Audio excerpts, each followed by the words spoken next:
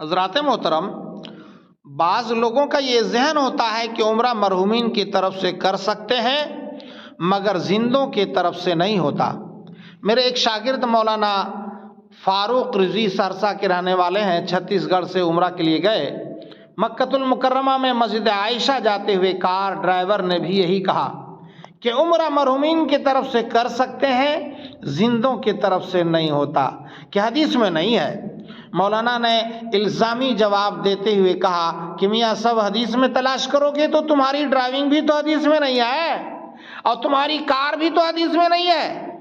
وہ شخص ہکا بکا رہ گیا۔ اس لیے یہ مسئلہ ذہن نشین کر لیں کہ اپنے کسی بھی نیک عمل، مثلا حج، عمرہ، طواف، نماز، روزہ، صدقہ وغیرہ کا ثواب اپنے والدین، اپنے برادران، اپنے لڑکے لڑکیوں اور دوسرے مسلمانوں کو دے سکتے ہیں، خواہ وہ حیات میں ہو یا وفات پا چکے ہوں، یعنی زندہ ہوں یا انتقال کر چکے ہوں۔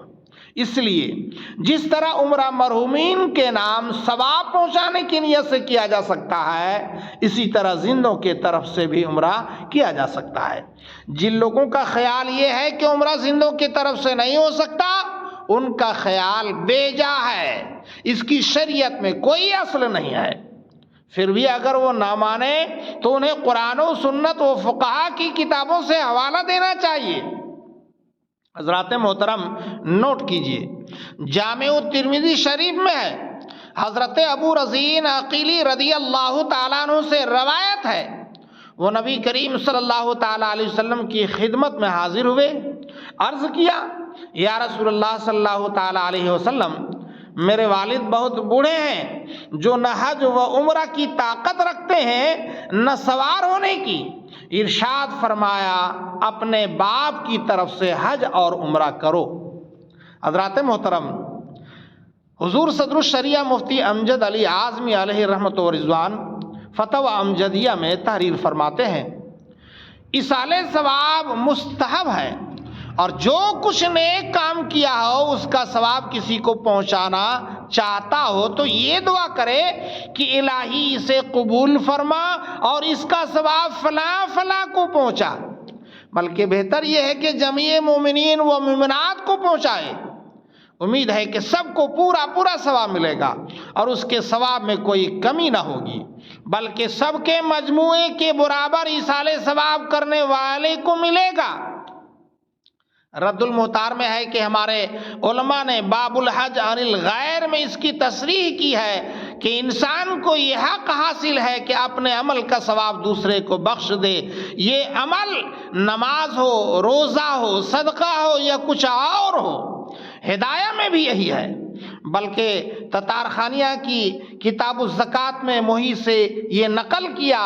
کہ ایصال ثواب کرنے والے کے لیے افضل یہ ہے کہ تمام مومنین عمرات کی نیت کریں،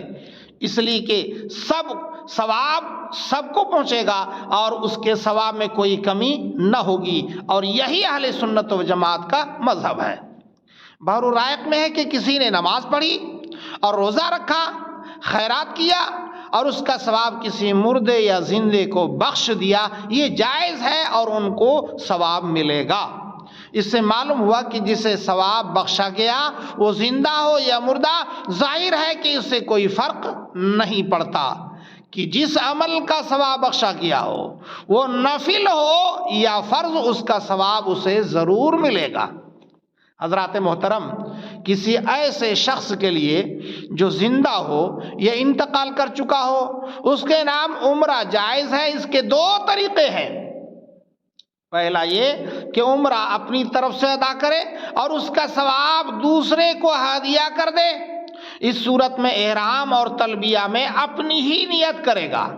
اور دوسرا طریقہ یہ ہے کہ کسی دوسرے کی طرف سے عمرہ ادا کرے